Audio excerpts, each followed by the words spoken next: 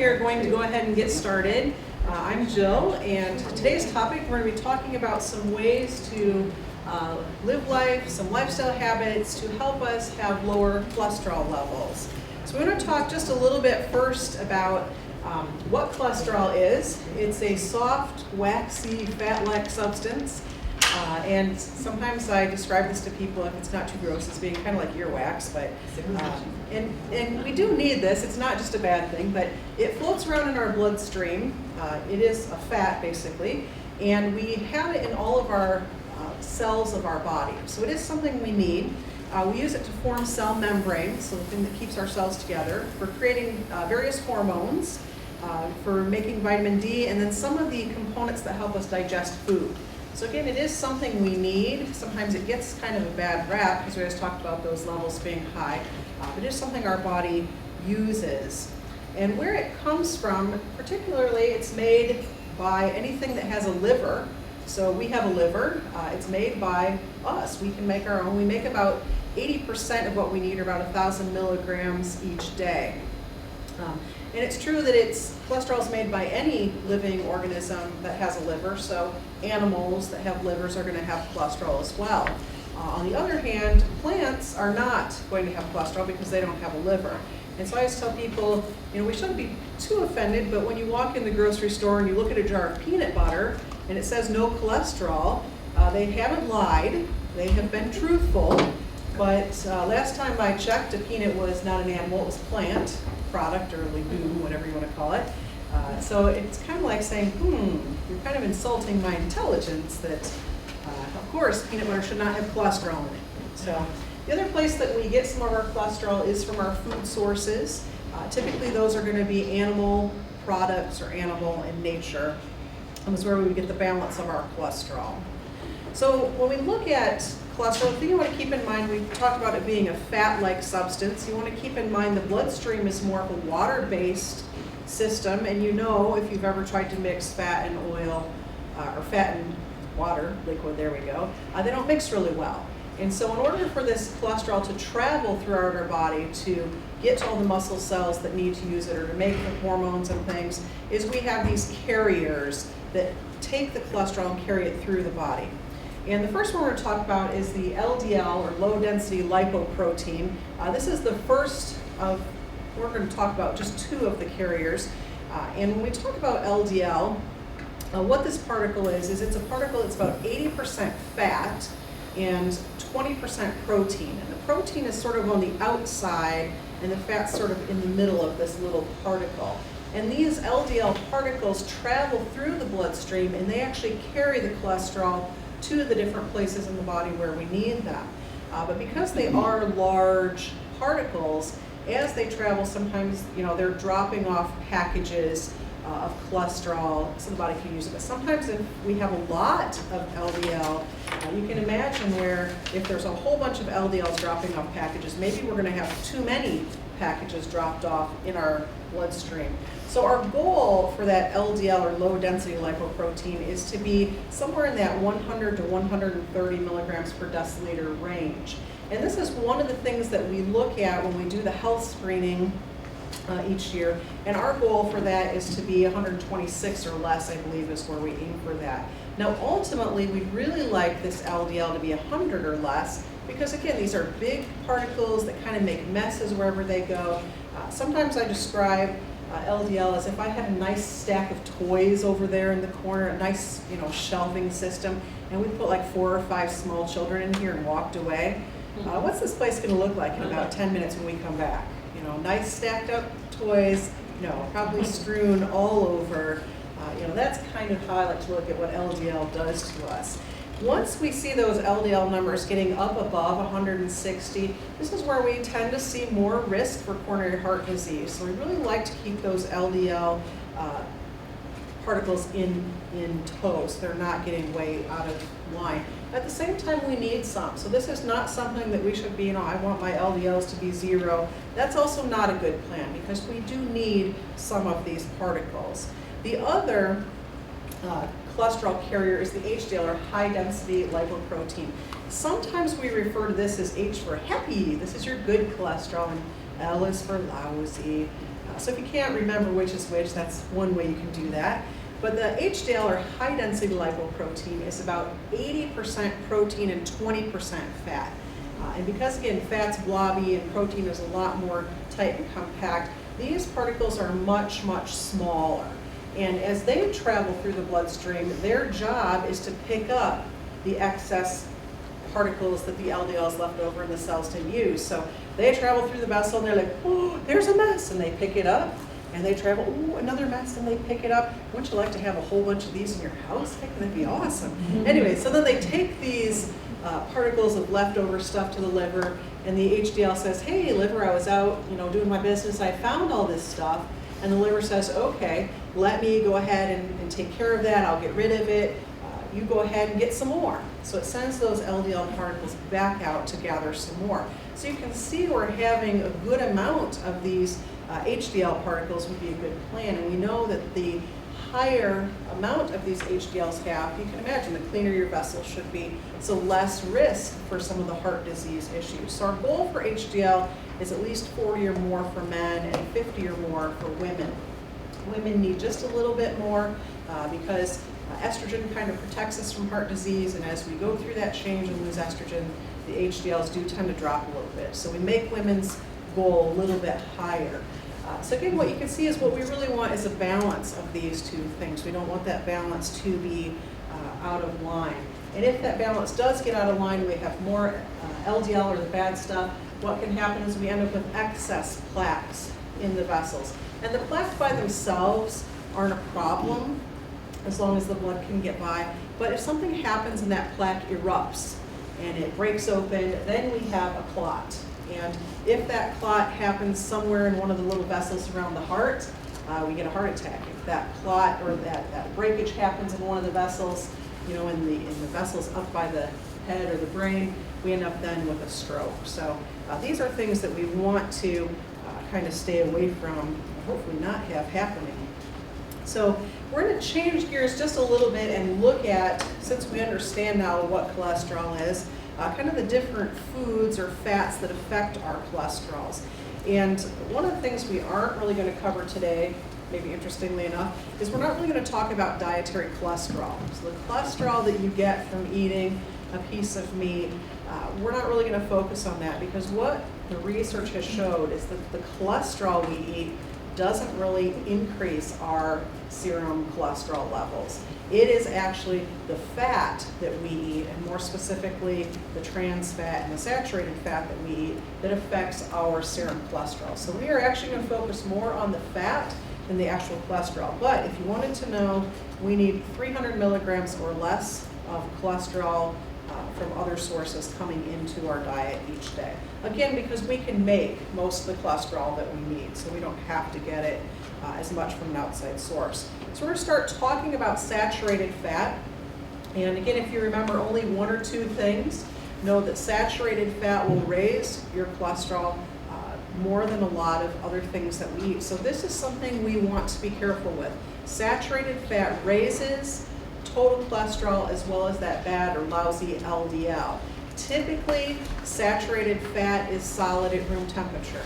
If I just said to you, what does the word saturated mean? Let's not even say we're talking fat or chemistry or anything like that. If something's saturated, what is it? Filled up. Filled, full, room for nothing else. And that's exactly what a saturated fat is. When we look at its chemical structure, there's not room for any more hydrogen or oxygen on that little chemical fat chain. And because of that, because there's no room for anything else, they're very rigid. They don't have any ability to be flexible because they're so soaked or saturated. And it makes them not flexible. And you can imagine if you're sending a particle through a vessel that has no flexibility and that vessel is narrowed for any reason, they could get stuck. So again, typically from an animal source. Of course, there's some exceptions, coconut and the tropical oils, palm oil, palm kernel oil. These are things that are also going to be saturated. They're solid at room temperature, even though they're not from an animal source. Now, the neat thing with saturated fat, and we're not ever going to avoid it completely, is that even though saturated fat can have a negative effect, it does some good. because it can help lower our triglyceride, which is our floating blood fat, and it can nudge HDL to be just a little bit higher. So it has, now again, I wouldn't be going out and eat a bunch of saturated fat because we might nudge the HDL. Well, we're just not going to avoid 100% of it. We're going to just do it in very small amounts because again, it does have that other side effect of raising the bad or the LDL cholesterol level. When we look at polyunsaturated, poly means many, and it means many places that are not full. So this particle is not full of hydrogen and oxygen, and it leaves it flexible. It makes it softer. So these are typically more of our vegetable oils and products, things that are liquid at room temperature. And what we have found with polyunsaturated fats is that they can actually lower cholesterol and LDL. So they lower that bad cholesterol. So hey, does it make us want to run out and get some polyunsaturated fats? Well, don't run too fast because it also tends to lower the good or that HDL cholesterol. So we want to use these carefully because even though they do have some good effect of lowering cholesterol, if we started with a moderately high LDL and a medium HDL, we lowered both of them, we haven't really improved the picture overall because we've lowered everything. So maybe we're not making as many messes, but we don't have as many cleanup particles either. So we again want to be careful with these polyunsaturated fats. Instead, I want you to be excited about monounsaturated fats. Mono means one. There's one place in the particle that's not full. Again, it leaves it flexible. It's liquid at room temperature. Nice thing with monounsaturated fats, they either let the cholesterol alone or they will lower the blood cholesterol and the LDL, but they don't hurt the HDL. So here's a product that might lower our bad cholesterol, but it's not going to do anything to that good cholesterol.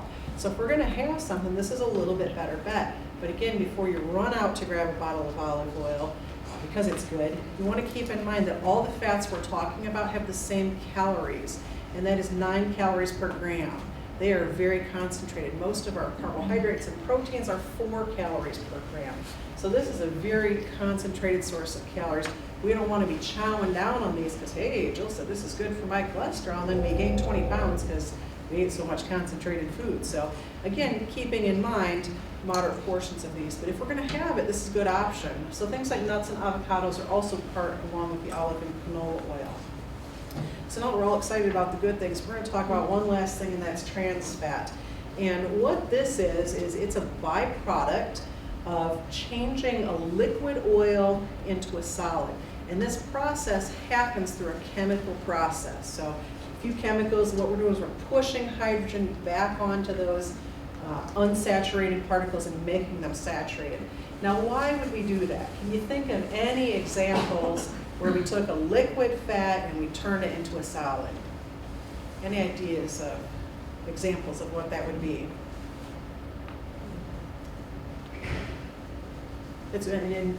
Anybody can speak if you're not chewing, it's a good thing. But margarine is one example where we started with a liquid and we turned it into a solid.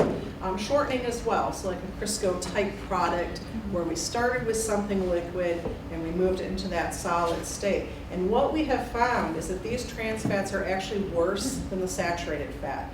Saturated fat isn't great, but it's something natural. It happens in nature.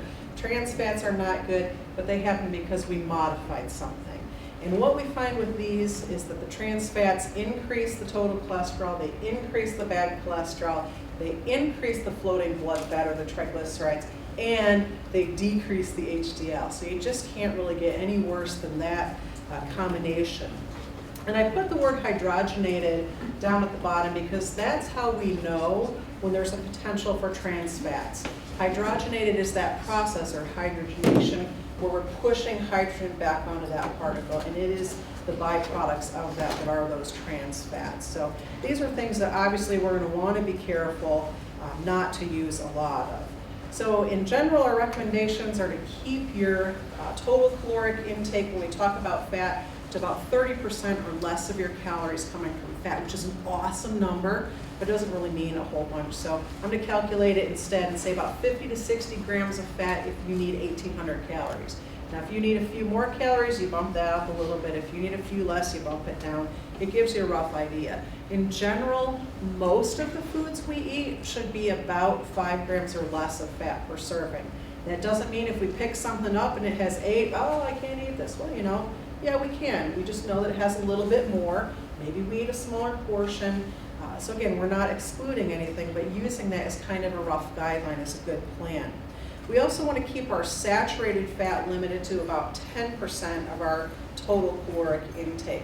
We will never completely avoid saturated fat unless we eat maybe just fruits, vegetables, grain products, maybe skim milk along.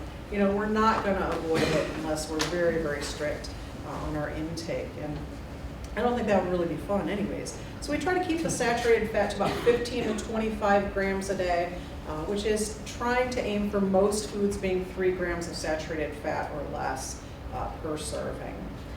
And we're going to look at kind of a list of some things that contain saturated fat. And when we look at this, what I want to say is that some of these foods can be modified and we can make them lower in saturated fat. So this is not a list of things that you just can't eat, but these are things that you want to, make informed choices of. Okay, I'm going to have a small bowl of ice cream with my dinner because I enjoy it. Yes, it has some extra saturated fat, but I'm going to make sure I eat a bunch of vegetables to kind of balance that out.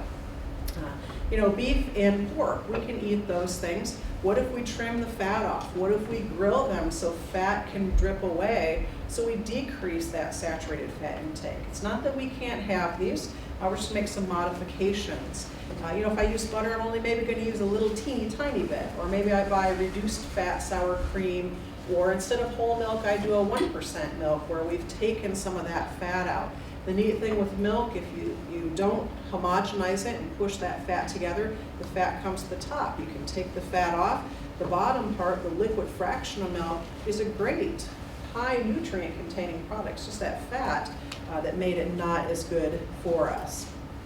So again, not a list of things I'm saying we shouldn't eat, but things we should be mindful of. These are things that have a higher saturated fat content. Other fats, as we look at the polyunsaturated fat in moderation, these are more of our vegetable-based, our corn oil, our soy oil, things like that, mayonnaise, pumpkin seeds, sunflower seeds. I never like to pick on seeds too much. What I just tell people is we don't need excess of them. They have a lot of great nutrients, but we don't want tons of them because we want to keep polyunsaturated fat moderate. Because remember, it lowers cholesterol, which is cool, but sometimes it'll lower that good stuff as well. We don't want that to happen. The omega-3s are a type of polyunsaturated fat, and they probably have more benefit than some of the other processed, or oil version of polyunsaturated fat. So things like tuna and salmon and shrimp and walnuts, these are things that we do encourage you to use. Because again, if we're doing salmon and tuna, we're not going to be eating as much beef and pork because we're choosing this type, and that's a great trade. Monounsaturated fat, we want most of the fat we eat to come from this food group. Again, we're not going to overdo, because if we're eating 6 pounds of peanuts and almonds and peanut butter every day, we could have some issues. Just too many calories, not going to be good. But avocados, cashews, canola oil, hazelnut, these are great options. Natural peanut butter, sesame oil, pistachios, things like that. This is also a great group to think of if you're making something. Can we use something from this group to replace something from another group? So if we're making cookies, can we use less butter and maybe a little bit of canola oil? Can we do some flip-flopping in there to make it just a little bit better? I've made some things already where we replace the fat with an avocado. If you don't mind a little bit of a pudding, thicker consistency, it's kind of unique. Avocados aren't super strong flavored, but because they have that little bit of fat, the other thing that fat does for us, it's a flavor carrier.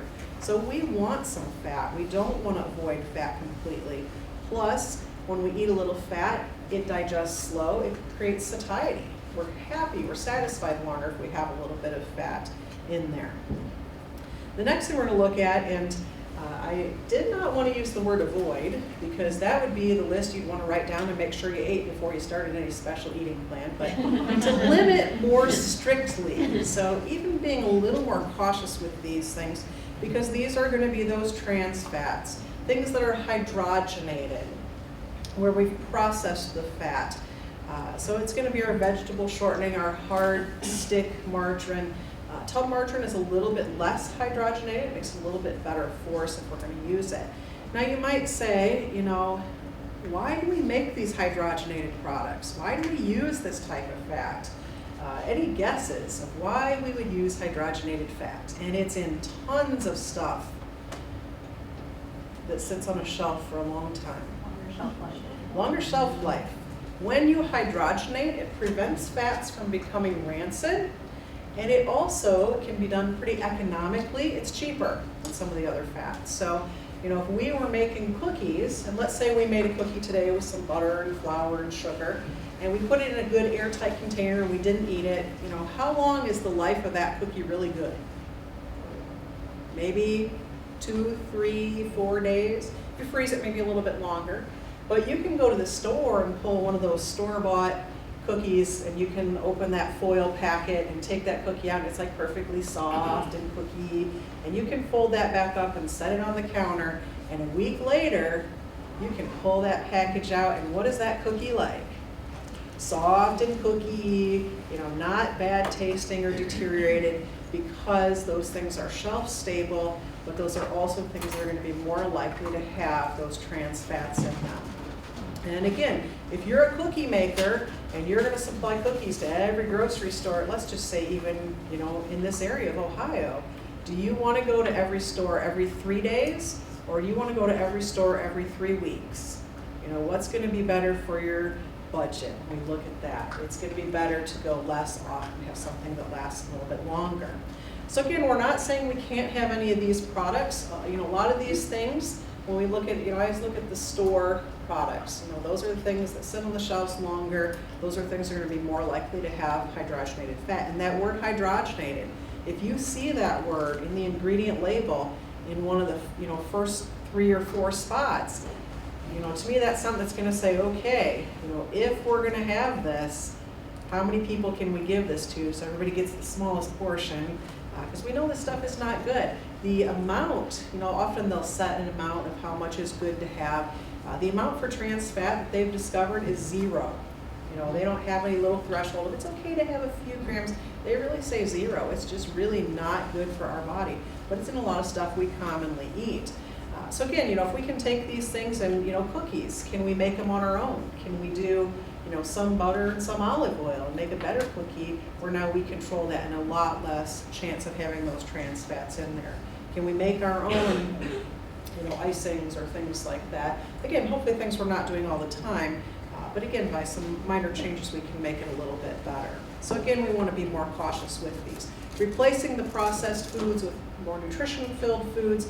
We can take that burger and fry there, again, very processed, fast food type product, and replace it with probably about half this pile of fruits and vegetables, and it can be about the same calories. So there's a lot more nutrients here. Of course, you wouldn't expect to get out without seeing the plate method, because this is a great way, we've looked at things we want to be careful with and not use, but we want to kind of change. Looking at what should we be using. So let's say we're limiting fat, we're being cautious. Fat's only about 30% of our total caloric intake. The other stuff is also foods that we can use to help lower the cholesterol. And one of those things is that half plate of fruits and vegetables. That right there, fruits and vegetables in their natural state have 0 grams of fat. So they have 0 saturated fat, they don't have trans fat, they have no fat at all. So that's a great plan if we're filling half of our plate with fruits and vegetables. Notice the protein section, it's a little bit less than a quarter because we can do a smaller portion of that. And if we cook whatever we're making in a way that decreases fat content, again, it's going to be better for our overall cholesterol picture. Grains, we're going to keep those nice and whole for that extra fiber. In dairy products, we can choose the lower fat versions of those. So great way to look at healthy eating, what we should be eating to also protect our heart and cholesterol. So when we fill the plate, we're going to pick things in their most natural state. An apple I can pick off a tree, a bean I can pick out of the garden, the most natural, and even a piece of meat, a chunk of plain meat versus a processed or packaged type meat. Foods with 5 grams of fiber or more are things we really like to have. Foods with 150 milligrams of sodium or less, not the sodium as much for heart disease as just general overall health. 5 grams of fat or less being kind of the goal with that. So we want to look at kind of some of the foods and how they affect cholesterol, because there are some foods that when we eat them, they can decrease those cholesterol levels, and they can do that in a couple different ways. Fiber is probably my favorite thing to talk about as far as decreasing cholesterol and risk. 25 to 35 grams per day is your goal. Most Americans only get 11 to 17. So most Americans aren't getting that 25 to 35 grams of fiber that we really want. The soluble fiber, which is the type of fiber that kind of swells up. And just so you know, fiber is something that when we eat fiber, it goes in our mouth, into our stomach, through our intestine, which is sort of like 30-foot of garden hose wrapped up, and it exits out the other side. If you don't know what that means, ask me after class and we'll explain it a little better. But most people kind of get an idea. It's not going out into your bloodstream, it's passing through your body. So the soluble fibers, what they can actually do is they can grab on to cholesterol particles that are in your digestive tract, things that never actually get out into the bloodstream. They can hold on to those, carry them through the intestine, and take them out of the body. So some sources where we get those soluble fibers, things like oats. You've heard of eating oatmeal and being good for cholesterol. It is because of that soluble fiber. And you'll see what it does. It lowers total cholesterol and it lowers LDL because the body's not getting those extra particles. And remember, we need cholesterol, which is carried by the LDL, to make cell membranes. And we're always making new cells and repairing stuff. So we need it. So, you know, if what we're eating is leaving and the liver says, well, you know, I've got to make a cell membrane, I've got to make some vitamin D, all right, LDL, come out of the bloodstream and give me the cholesterol because I need that to make these other products. And, you know, the fiber took all the way what I was going to get from the last lunch we had. So, you know, that's why we like the fiber. Beans are a really great option because of their soluble fiber. They also digest really slow, so they let you feel full longer. Now, if your complaint is, well, you know, they have some side effects, what I'm going to say is rinse them. If you rinse beans a couple times, it takes away some of the particles that sometimes the intestinal bacteria, the lower intestinal bacteria, kind of like to play with and leave a little extra air. But if we keep that rinsed off, it really decreases that. So if you have canned beans, rinse them a couple times when you use them, that'll decrease that, and you get that really, really good fiber effect. They also have some protein, so they can also replace meat for a meal here and there if you choose to do that. Apples, grapes, strawberries, and citrus fruit have pectin. It's a thickening agent. So again, it's that thickening of what's in the intestinal tract. It holds on to stuff, it takes it away. Flaxseed, kind of a unique food because it has omega-3s, omega-6s, monounsaturated fats, and fiber. It's just like a nutrient package. We deal with flax better if you grind it, and it's something that a teaspoon or two thrown in your yogurt, in your cereal, on a salad, in a soup, really can do some good things. Again, it's going to be a lot of more of that swelling component, but again, it has some of the good fats as well. Psyllium, kind of a cool product. The best way I can describe it is sort of what Metamucil is made of. It's the husks of whole grain type product. Basically, again, it creates a gel in your intestines, so it keeps everything soft and moving.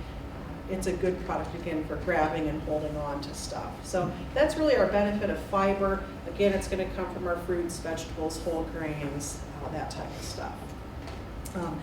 Nuts, what they actually do, interestingly enough, they actually can lower cholesterol and they can actually destroy LDL cells. So their job is not just to hold and take stuff away, but the components that are in nuts, things like almonds, pecans, and pistachios, is that they will go in and break those LDL particles. Now, if you're getting the wheels turning, you're getting all excited because you're going to go grab that huge container of mixed nuts and just down them for the cholesterol, maybe not such a good plan because they're also kind of concentrated in calories. When we talk about a serving, a handful, we are not talking the handful of anything you can hold up, but really kind of what fits in the palm of your hands, about a quarter cup once a day of the nuts to help with cholesterol. 3 ounces of fish at least once a week, great source of omega-3 fats. I put once a week just because if you're not a fish eater, that's going to be pushing it. If you like fish, 2 or 3 times a week is better. For a couple things, you're not going to be using the beef and pork as much if we're getting some fish in there, and we're getting those omega-3 fats, which are also protective of the heart. So some other foods that have an effect on cholesterol, these are not things that you have to use, but these are some things that can decrease risk for heart disease. Not all of them are just about the cholesterol, some of them are about the vessels and how flexible they are. So soy increases our bile acid excretion. It gets rid of bile acids, which bile acids essentially are to help us grab fats from the intestine and pull them over into the bloodstream. Because remember, fat can't go into the bloodstream by itself. It has to have a carrier. So if we're using soy, it tends to bind those up and carry them away again. The body says, hey, I've got to have bile acids for digestion. Again, LDL, come out of the bloodstream, give me the cholesterol, I've got to make more of them, so I have them. Also, soy increases the vessel elasticity, or how elastic the vessels are. And you can imagine if you were going to have a clot somewhere and the vessel was rigid, and stuff's going to clot up, we're not going to have good blood flow. It's not going to be a good plan. If that vessel has some flexibility, let's say something gets in there, it might be able to get past and not get stuck in that vessel if it has a little bit of flexibility. Plant sterols and stanols, these block cholesterol from being absorbed again. So they don't necessarily grab it and take it away, but it sort of stands in the way of the cholesterol going into the carriers. So the cholesterol can't get into the carriers to go out into the bloodstream and travel around. This is typically kind of like little particles that you would find in fruits, vegetables, whole grains. It's plant products that again block the excess absorption of cholesterol. So it can be kind of a helpful thing to have those. So again, we're eating the fruits and vegetables, following that plate method. It's a great plan. You don't even have to search for sterols and stanols. If you're eating fruits and vegetables, you'll be getting them. Tea, whether it's green tea or black tea, also can be helpful. It doesn't necessarily prevent cholesterol absorption, but it provides flavonoids and antioxidants. It protects our vessels from having little cuts and marks put in them that could create, again, eruptions that would cause then clots. So again, it just helps keep the blood flow happening better and keeps our vessels protected. When we look at the next one, people get excited, dark chocolate, but see the word moderation. Again, this is not the open door to go for that 10-pound block of chocolate, because hey, we learned today chocolate is good. It is good because it has stearic acid, which kind of prevents the cholesterol from the chocolate from being absorbed.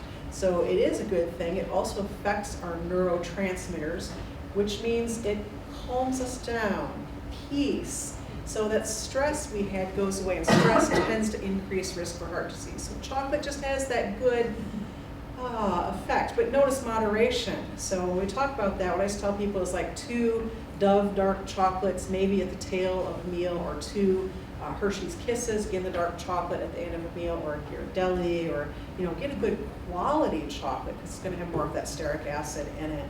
They sometimes talk about the 60% or 70% cocoa, whatever stuff in there. But again, keep in mind moderation. So this is not free for all. In little bits, chocolate can be really good for us. So, if you're a chocolate fan and you're getting a little piece of chocolate every lunch, it's a lot easier to not overdo somewhere else. And sorry we didn't have any today. That would have been really awesome if they didn't have them. Grape juice promotes proper clotting, also helps with our vessels being more dilated versus contracted down, so it helps kind of keep them open and flexible. The interesting thing with grape juice, they used only the red grape juice because red grape juice is made with grapes that have the skin on them. They didn't use white grape juice because that's made with skinned grapes. Unfortunately, in the study they did, when they were looking at this, they were having people drink 24 ounces of grape juice a day, way too much grape juice. So I would not use this one exactly as it was studied.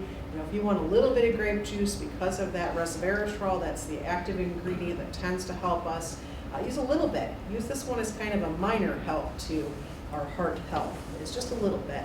I wouldn't do the full 24 ounces every day. That could be a lot of extra calories. This resveratrol is the same thing that they talk about in red wine. There's just more of it in the grape juice. So, hey, why not have the grape juice? Or, if you want the wine, a little bit, again, a small amount. Garlic also can decrease our lipid, our floating blood fats. and lower blood pressure. Sometimes I say that's because when you have garlic breath, people aren't around you, you have less stress, and your blood pressure is much better. That may not really be the reason the garlic is really helpful, but it also has some good effects. There's a little component in there that just, again, helps keep our blood lipids in a little bit better range. So these are some resources, the National Institutes of Health, Take Down Cholesterol, and then Harvard has some health places that had some good tips for today. So thank you for your time and have a great rest of the day. Thank you, Jill.